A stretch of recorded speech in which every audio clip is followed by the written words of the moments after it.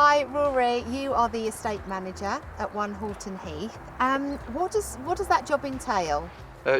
As an estate manager, you manage and oversee land and buildings associated with a given area. The site at Horton Heath is of such a vast scale, over 300 acres, that a degree of management is required to make sure that it doesn't fall into disrepair until the construction work takes place. At the time of construction, particular areas of the site will be handed over to the construction team. Yeah. Day to day, I might liaise with tenants that occupy the land, whether it be residential, commercial or farmers. Liaise with contractors that might come and do some work, tree surgeons, fencers, electricians, plumbers. I also liaise with colleagues quite regularly to make sure that everyone involved is informed and up to date with what we're up to. It's really important in your role that you're really good at communication, because you're talking to people who live on site or who are residents and are asking you loads of questions. You know, I've always worked in an environment where I've had to talk to people from different backgrounds, whether it be volunteers, people carrying out work experience, colleagues, contractors, and those of different authorities, whether it be below or above my stature. The whole range. Yes, yeah. So how do you train to be an estate manager? I probably didn't follow the conventional path. I finished my A-levels and completed an apprenticeship in horticulture. I then, whilst I was self-employed managing landscape and building projects and schemes, I completed a diploma in site management. And then from there, I've always been interested in land and buildings and the natural environment. So I took a job on a rural estate, and there I was fortunate enough to have a mentor that provided me with knowledge, experience, and the support that I needed to develop that role. What subjects that you studied at school are useful in your job now? I think, at the time I probably felt that none of them were, but it's funny when you look back. It really is, and I find myself now, I write and review reports, I exchange emails, so English is obviously very important. On the math side of things, I'm often looking at calculations and quotations for work. And even geography, that I was awful at. I'm forever looking at plans and we look at maps all the time now. And walk in the fields, of course. So it's and even technology, just to have a design technology or to have a basic understanding as to how or why things are built the way that they are. So what's difficult about your job role? I think the hardest thing is you can't always say yes. You know, there are decisions that I can make at an operational level, and there are also decisions that need to be made at a more senior level.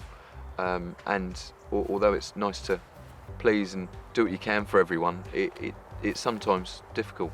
It's important to understand it from their perspective as well, so that you can, get your view across and understand how they feel about the situation. So what does this job role look like in 10 years' time? Do you think, are you going to be replaced by a robot? Hopefully not. Are we going to see an AI version of Rory?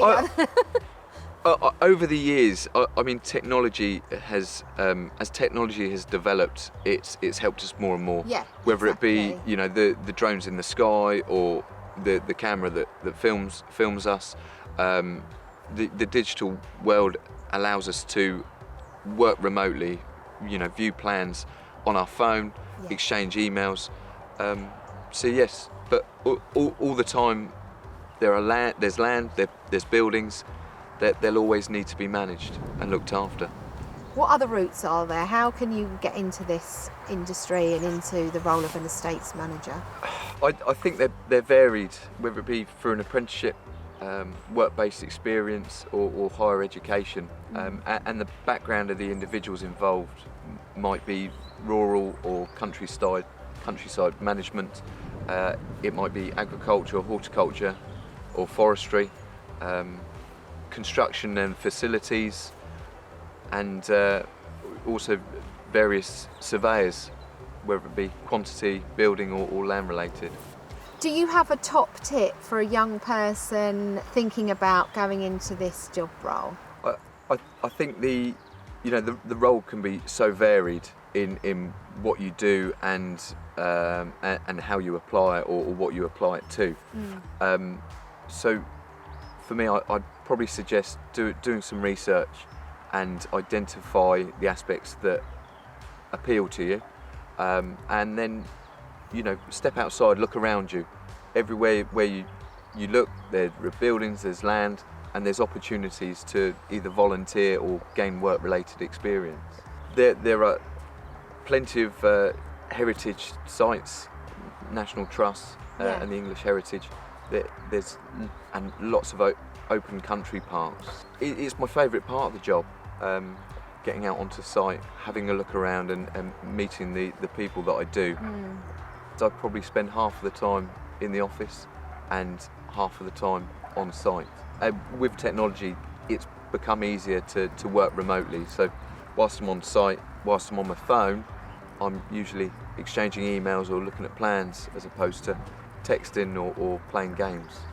But as an estate manager, it's so important to make sure that you take time to explore and experience the area that you're working in. So what is great about being involved on the One Horton Heath project? What is different to what you would normally do? I never saw myself being involved within construction or development. However, the sheer scale of the development and the ambitions that it set, and then when you dig deeper into it, the surveys that are being undertaken, the people that I'm working with, it's all a great contribution to achieve something that's different to what we'd normally see. Yeah. Rory, thank you so much. It's been fascinating. You're welcome. Finding out a bit more about an estate manager role. Thank you. Thank you.